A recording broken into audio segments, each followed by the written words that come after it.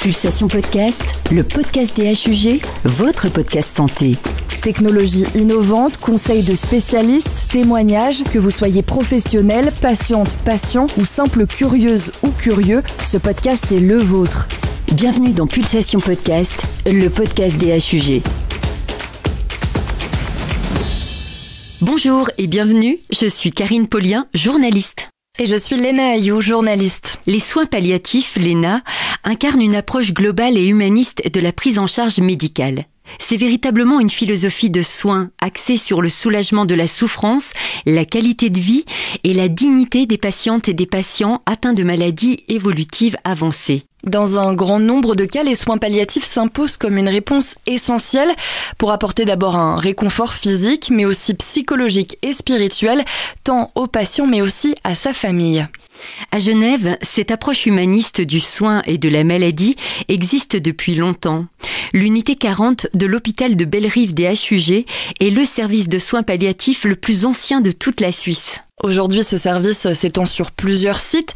Un service qui a d'abord été reconnu et certifié par un label de qualité en 2017 et puis reconnu à nouveau, mais cette fois en 2022. Chaque année, entre 2000 et 2500 personnes dans le canton de Genève bénéficient de ce service pour des soins palliatifs dont la moitié se fait en ambulatoire, c'est-à-dire sans hospitalisation. On découvre justement aujourd'hui dans Pulsation Podcast le fonctionnement des soins palliatifs au HUG à Genève.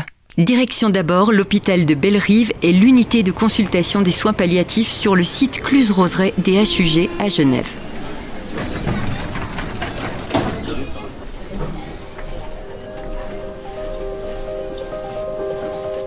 Sophie Potet, je suis la chef du service de médecine palliative dans les HUG. Je m'appelle Lisa Hensch, je suis médecin adjointe dans le service de médecine palliative. Et puis avant ça, j'ai fait ma formation au HUG, durant laquelle j'ai fait un FMH de médecine interne. Et puis je me suis spécialisée ensuite pendant les 3 années suivantes en soins palliatifs. Les soins palliatifs, c'est tout ce que nous pouvons mettre en place pour améliorer la qualité de vie des patients atteints d'une maladie évolutive avancée.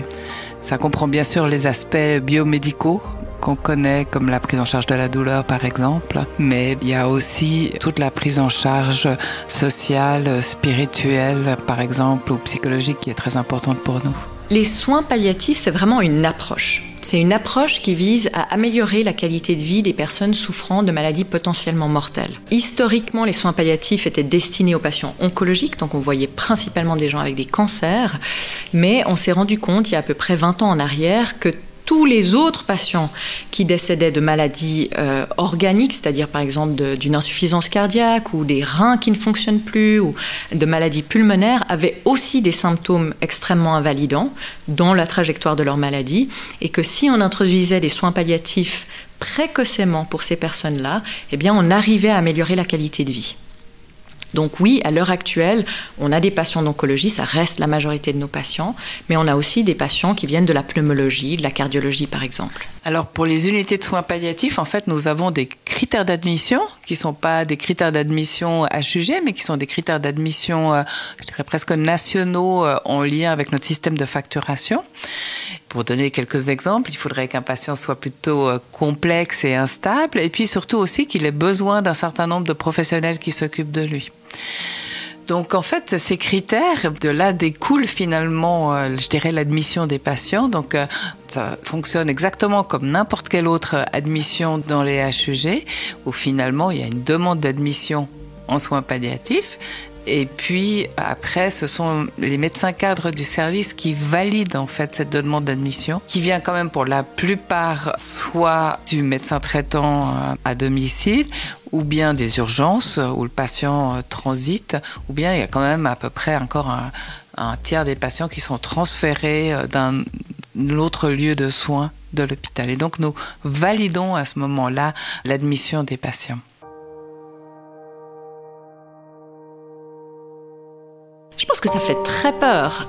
Aujourd'hui, on est ça fait plus de 60 ans qu'on fait des soins palliatifs tels qu'on les connaît, mais il y a toujours cette connotation de fin de vie, de mort imminente, qui fait que les patients ont peur quand ils viennent à la consultation. Donc la première chose qu'on fait avec eux, c'est qu'on essaye de dédramatiser, déjà de revenir sur ce qu'ils ont compris des soins palliatifs, et puis si nécessaire, vraiment leur réexpliquer en quoi ça consiste, quel est l'objectif de la consultation. Et souvent, ça permet déjà dans les premières minutes de désamorcer cette crainte qu'ils ont des fois pendant des jours avant d'arriver à la consultation. Qu'est-ce qu'on fait concrètement en soins palliatifs ? La première chose, c'est qu'on va aller dépister les symptômes. Donc on a une liste des symptômes qu'on retrouve le plus souvent, c'est-à-dire la douleur, l'anxiété, les nausées, la constipation, les difficultés, les insomnies, la difficulté à respirer, puis le bien-être global. Donc on fait ce dépistage des symptômes. S'il faut, on adapte les traitements pour que la personne puisse de nouveau avoir la meilleure qualité de vie possible. Une autre partie de notre travail, c'est de s'assurer que le patient a tout ce qu'il faut à la maison.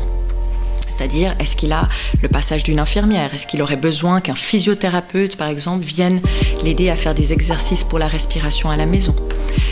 La troisième chose qu'on fait, c'est de nouveau tout ce qui a trait à l'anticipation. C'est-à-dire, on va regarder avec le patient s'il a besoin, parce qu'il y a beaucoup de gens qui n'ont pas besoin, voire pas envie de parler de ce qui risque d'arriver.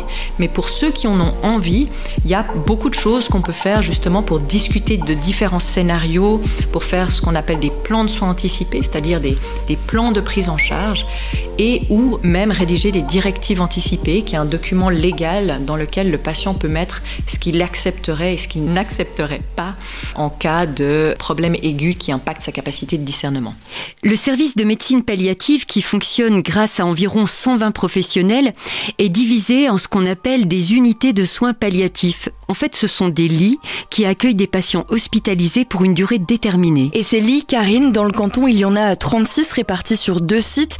Et puis, il y a des consultations de soins palliatifs qui concernent chaque année 1500 patientes et patients sur les différents sites intra-hospitaliers des HUG, et aussi des consultations en ambulatoire et à domicile. Il y a 3 ans en arrière, c'était principalement en intra-hospitalier et à domicile. La consultation ambulatoire, on l'a ouverte en janvier 2019, si je me rappelle bien. Et on a clairement de plus en plus de patients qui viennent à cette consultation ambulatoire, et du coup, on voit des patients qu'on ne voyait jamais avant. Parce qu'avant, on les voyait quand ils étaient hospitalisés, donc c'était principalement des personnes plus âgées qui avaient de la difficulté à se mobiliser. Et puis les patients qui sont vus à domicile, c'est vraiment des personnes qui ne peuvent plus venir à l'hôpital. Maintenant, on a cet entre-deux qui est l'ambulatoire, où les patients viennent, généralement suite à leur consultation avec l'oncologue ou le cardiologue, et ensuite ils rentrent à la maison. En ambulatoire, on travaille de manière en binôme, je dirais, un médecin et puis une infirmière. On a des infirmières qui sont formées aux approches complémentaires, l'hypnose, la sophrologie, la réflexologie, le toucher-massage, et qui peuvent offrir ces approches pour les patients en ambulatoire. Mais c'est vrai qu'on a beaucoup plus de monde qui travaille en intra-hospitalier, où là vraiment on a des physiothérapeutes, des ergothérapeutes, des assistantes sociales, des diététiciennes, des musicothérapeutes, des psychologues. Donc là on a vraiment une panoplie, je dirais, beaucoup plus représentative de ce qu'il faudrait avoir pour une bonne prise en charge de soins palliatifs. Vous l'avez compris, les soins palliatifs sont là pour apaiser des personnes qui souffrent. Ils ne doivent pas être associés à la fin de vie, mais au contraire à une prise en charge holistique et bienveillante dans un parcours de soins pour venir soulager la douleur et les effets indésirables de traitement. Côté patiente ou patient, comment s'orchestre cette prise en charge de la douleur? Pour le savoir, nous sortons de l'hôpital pour aller dans Genève rencontrer Pierre-André chez lui, qui suite à des complications de santé a bénéficié de soins palliatifs en 2022. Pierre-André, bonjour. Bonjour. Merci beaucoup de nous accueillir ici chez vous pour parler des soins palliatifs, parce que vous avez été confronté à cette question. Vous avez bénéficié de soins palliatifs à l'issue de tout un processus médical. Comment s'est faite cette rencontre avec le service des soins palliatifs? Quand avez-vous rencontré Lisa Hensch? Alors Lisa Hensch, je l'ai rencontrée à travers son équipe pendant que j'étais hospitalisé, puisqu'il fallait quand même gérer cette douleur, qui était une douleur très forte. Et il fallait gérer la morphine, donc c'est elle et son équipe en fait qui sont occupés de voir quel type de protocole il fallait mettre en place et quel type d'administration. Est-ce que c'était des pilules? Est-ce que c'était par voie veineuse? Enfin, toute cette chose-là autour. Et de quelle manière on pouvait aussi me soulager. Donc ça a passé par des massages, par de l'hypnose aussi. Il y a eu aussi des discussions pour savoir qui j'étais, ce que j'aimais, quelles étaient mes valeurs aussi, pour voir comment on pouvait m'aider. Et ça, pour moi, c'était tout aussi important que la mise en place du protocole qui ne pouvait se mettre en place qu'après une prise de connaissance. Qu'est-ce que vous avez ressenti? Qu'est-ce que ça vous a apporté? Alors, il y a des choses qui étaient là vraiment pour gérer la douleur, qui étaient insupportables. Donc là, c'était vraiment la morphine, etc. Mais même à travers l'hypnose, par exemple, ça me permettait d'être plus détendu. Tout comme avec les massages, avec la réflexologie, enfin ces choses-là qui me distrayaient de la douleur et qui faisaient que je pouvais moins avoir un autre rapport avec cette douleur-là. Ça me permettait de ne pas être obsédé par la douleur. Qu'est-ce que vous avez eu comme autres soins palliatifs dans le cadre de votre hospitalisation? Et puis ensuite, quand vous êtes retourné chez vous en ambulatoire, qu'est-ce qui a été mis en place? Alors, quand j'étais hospitalisé, il s'agissait quand même d'un cancer et d'une ablation assez importante, puisqu'il s'agissait de créer une stomie, d'avoir une poche, etc. Donc là, il y avait deux choses qui accompagnaient en fait cette opération. C'est une petite machine qu'on appelle un VAC, qui est en fait une sorte d'aspirateur, et qui est très désagréable, vraiment. C'est-à-dire que c'est à l'intérieur de vous et ça vous aspire. Donc il y a quand même toujours cette pression. Et puis ça se change une fois par semaine. Et pendant le changement, c'est extrêmement douloureux. Quand on remet la machine en marche, c'est un enfer. Et là, on a essayé plusieurs choses. On a essayé de me faire de la réalité virtuelle. Ça n'a pas du tout marché avec moi. Et puis, on a trouvé ensuite que le Méopa, ce gaz qu'on utilise pour les enfants d'ailleurs aussi, me soulageait vraiment. Et là, il y avait toujours quelqu'un qui venait pour accompagner cette prise de Méopa, parce que c'est quand même un gaz qu'on respire. Il faut voir que le cœur fonctionne bien en même temps. Donc, il faut que ça soit maîtrisé. Et ça aussi, ça m'a fait beaucoup de bien. Encore une fois, ça enlevait pas toute la douleur, mais ça me permettait de respirer. Ça a duré le temps de votre hospitalisation. Ensuite, quand vous êtes retourné chez vous, est-ce que vous avez continué d'avoir un lien avec le service des soins palliatifs et en l'occurrence avec la doctoresse Hensch? Alors j'ai eu un contact avec la doctoresse Hensch que j'ai toujours d'ailleurs, puisque maintenant on se voit, les rendez-vous évidemment s'écartent puisque la chose s'éloigne, mais on se voit de temps en temps pour parler, elle contrôle aussi que tout fonctionne bien et si elle voit quelque chose, eh bien elle le note et elle fait en sorte qu'il y a un suivi ou quelque chose qui se passe dans un autre service. Et puis, j'ai eu aussi, quand je suis parti de l'hôpital, il y avait d'une part toujours ce changement de VAC, puisque je suis parti à la maison avec le VAC. Donc, une fois par semaine, j'allais faire ce changement en ambulatoire. Et là, de nouveau, il y avait les personnes qui venaient avec le Méopa pour me soulager. Et puis, parallèlement à ça, et ça a commencé quand j'étais à l'hôpital, j'ai eu un autre soin qui est le caisson hyperbare. Le caisson hyperbare, c'est ce qu'on utilise pour les plongeurs qui n'ont pas refait leur palier. Et puis on s'est rendu compte que la suroxygénation forçait le corps à produire des cellules, à guérir aussi un peu plus vite ou un peu mieux, un peu plus profondément.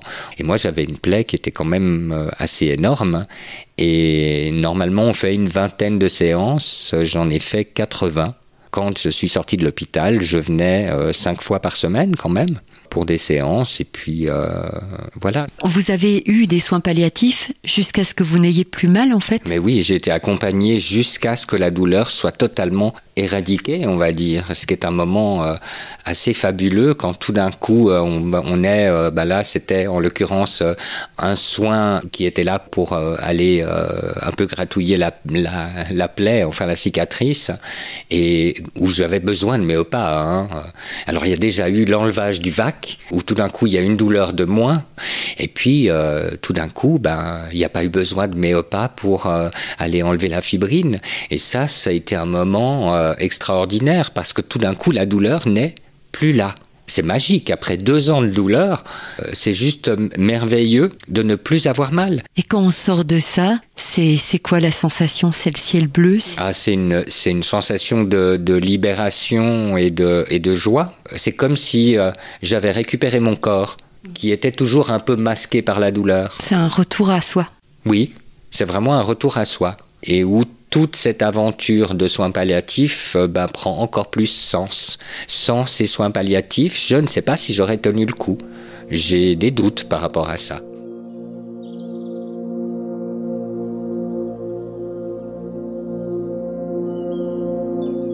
Madame, comme on a parlé précédemment, donc on va travailler sur cette séance de réflexologie afin de soulager les tensions que vous avez en lien avec l'anxiété que vous avez eue ces derniers jours. Nous voici de retour dans le service de médecine palliative sur le site Cluse-Roseraie des HUG. Là, nous découvrons Valérie Amato-Béné, infirmière spécialisée en soins palliatifs, en train de faire une séance de réflexologie à une patiente. Donc la séance commence comme ça. Je vais détendre un peu les chevilles, vos pieds, effectuer un massage doux jusqu'au mollet, et puis me caler sur votre respiration pour ce premier contact. Voilà, vous pouvez laisser aller la respiration. Très bien.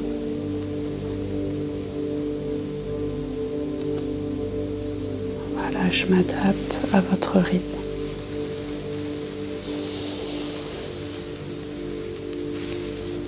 Doucement, je vais me centrer sur le point où peut s'accumuler l'anxiété. Je masse doucement en veillant votre respiration. Voilà, vous pouvez laisser aller. La réflexologie, comme le toucher-massage, l'hypnose ou encore la sophrologie, ce sont des approches complémentaires développées dans le service de médecine palliative pour accompagner les autres soins. Ce sont les infirmières spécialisées qui s'en chargent, comme Nathalie Mansouri, que nous découvrons à présent. Pour elles, ces soins complémentaires, comme les autres soins, font partie d'un tout qui permettent de prendre en charge les personnes dans leur globalité. Quand je parle de médecine holistique, en fait, je parle d'une médecine où l'on approche le patient et pas la maladie. Et l'on considère le patient dans toute sa dimension. Ce qui fait de lui un être humain, tout simplement. C'est sa dimension sociale, spirituelle, physique, psychique. Et ce qui me plaît beaucoup en médecine palliative, c'est qu'on va mettre au même niveau tous ces plans et on va les considérer avec autant d'importance. Et pour cela, c'est vrai qu'on va avoir une démarche interdisciplinaire, puisqu'il va rentrer en compte d'autres professionnels, comme par exemple les psychologues ou les aumôniers également, qui vont pouvoir avoir cette approche plus spécifique. Mais ce qui n'empêche pas que nous, dans notre posture, quand on va à la rencontre des familles et quand on va à la rencontre du patient dans notre consultation, eh bien, c'est un temps particulier en fait. C'est un temps où on va faire cette différence entre un temps du chronos linéaire où on est complètement happé, où on court toujours derrière, et prendre ce temps du kairos qui est un temps de qualité. C'est vraiment une notion métaphysique. Et la consultation de soins palliatifs, pour moi, c'est le temps du kairos. C'est le temps de la rencontre. C'est le temps d'une rencontre en profondeur, tout en étant là où en est le patient, là où en est la famille, sans les bousculer, pouvoir en toute sincérité faire le lien.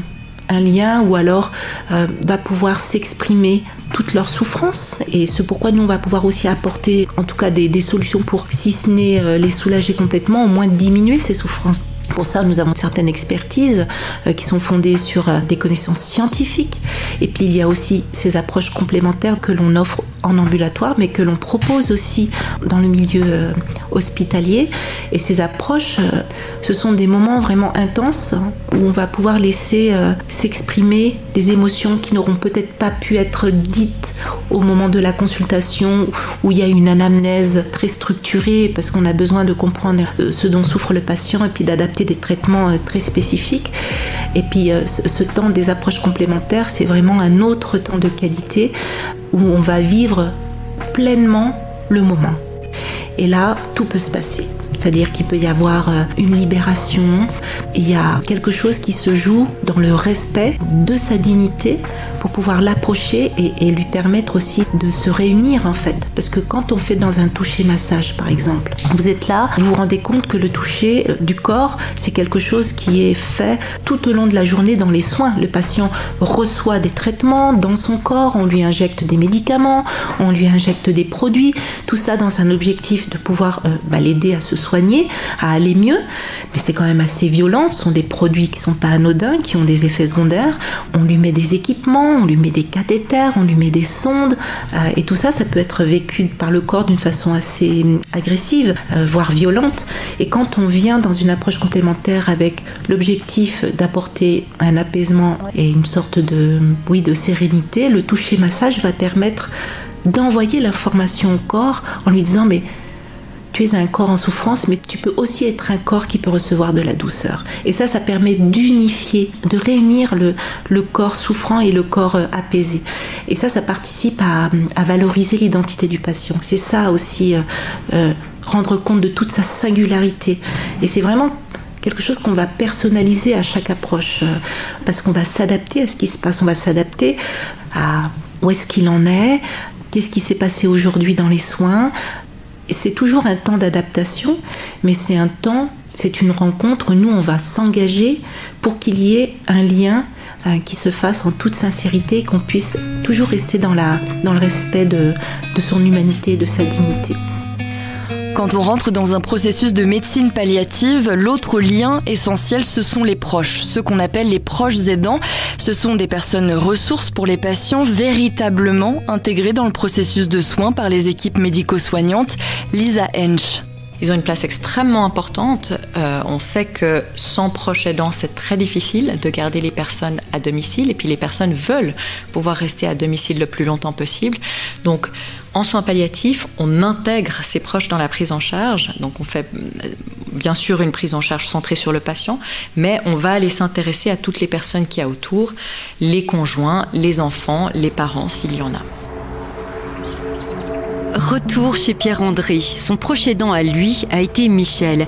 Michel, c'est son compagnon de vie et personne ressource quand les événements médicaux se sont enchaînés pour lui.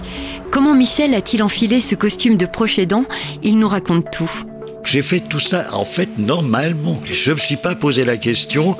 Mon seul souci, c'était son bien-être. Et à l'hôpital, par exemple, quand j'ai eu des angoisses et des trucs comme ça, c'est Pierre-André qui me rassurait. Je revenais serein à la maison parce qu'il m'avait rassuré, tellement il prenait les choses bien, quoi. Et chaque fois qu'il y avait un petit progrès sur une chose, c'était déjà mieux. Et on avançait à petits pas comme ça. Donc moi, en plus, heureusement, j'avais mes activités. Ça aussi, c'est un grand équilibre. Puis j'allais le voir donc régulièrement. Donc puis en plus, on était toujours connectés, quoi. Avant, par exemple, que je m'endorme, on se disait bonne nuit, que ça allait bien, des trucs comme ça. J'étais toujours lié à son bien-aller. Tu vas bien, je peux dormir. C'est quand même pour ses proches un changement de vie drastique. Sophie Potet. Puisqu'ils se retrouvent quelquefois du jour au lendemain soignant de quelqu'un de proche. Donc ils doivent souvent faire déjà le deuil, entre guillemets, de leur situation à eux. Quelquefois ça pose des problèmes avec le travail ou avec s'ils ont des enfants, une famille ou bien ce que ça peut signifier. Et puis en plus, bien sûr, qu'ils sont très touchés du fait de ce qui arrive à leurs proches. Donc, si nous souhaitons que les patients puissent rester à domicile dans des bonnes conditions, nous devons pouvoir les soutenir. Et les soutenir, c'est bien sûr, on a la chance à Genève d'avoir beaucoup d'associations, de soutien pour les proches, de groupes. Mais on sait qu'ils y vont pas toujours, surtout dans ces situations de soins palliatifs où ça va quelquefois plutôt vite et puis où ils doivent être présents. Et puis, donc c'est important qu'on puisse être là pour les soutenir, pour les écouter et puis aussi pour travailler avec eux sur l'anticipation de s'il se passe ça, vous pouvez faire ça, vous pouvez appeler telle personne. Donc c'est vraiment une pierre très importante de l'édifice si on veut garder les patients à domicile. S'il n'y avait qu'un ou deux messages à laisser concernant les soins palliatifs, quels seraient-ils, Lisa Hensch ? J'aimerais que les gens ils sachent que les soins palliatifs ne sont plus associés à la fin de vie et qu'on peut bénéficier des soins palliatifs pendant des années de manière concomitante avec des soins qui sont là pour prolonger la vie, voire guérir d'une maladie. Ça, c'est le premier message. Le deuxième message, c'est que je pense que c'est important de parler de ce qu'on veut pour la suite. Pourquoi ? Parce que les gens ont souvent beaucoup de pudeur, de crainte liées au fait de parler de la mort et de leur propre fin de vie avec leur entourage. Et ce qu'on constate vraiment très clairement, notamment ici à la consultation ambulatoire, c'est que plus les gens parlent de leurs souhaits, de ce qui est important pour eux, de comment ils se ressentent, meilleure, je dirais, est la trajectoire et puis le bien-être global des gens. Moi, j'adore mon métier et je trouve qu'on vit des moments en soins palliatifs qu'on vit nulle part ailleurs. Justement, de par le fait que souvent c'est une période qui est très difficile pour les gens, c'est une période où ils se posent beaucoup de questions, on arrive à avoir des discussions qu'on n'arrive pas à avoir lors des consultations aux urgences ou en cardiologie par exemple. Et les soins palliatifs offrent cet espace pour justement discuter de tout et de rien, et c'est quand on discute de tout et de rien que les choses importantes ressortent. Donc je suis extrêmement reconnaissante de pouvoir faire ce métier et surtout extrêmement reconnaissante à mes patients de m'offrir tout ça. Parce que finalement, moi, je leur apporte quelque chose, mais eux, ils m'apportent aussi énormément. Et voilà, c'est la fin de ce Pulsation Podcast, le podcast des HUG consacré aux soins palliatifs. À Genève, ce qu'il faut savoir, ou HUG, en une 60aine d'années, les soins palliatifs sont devenus une question importante en matière de santé publique face à l'augmentation des maladies chroniques évolutives et aussi en lien avec le vieillissement de la population. Nous remercions toutes les personnes qui ont participé à la réalisation de ce podcast.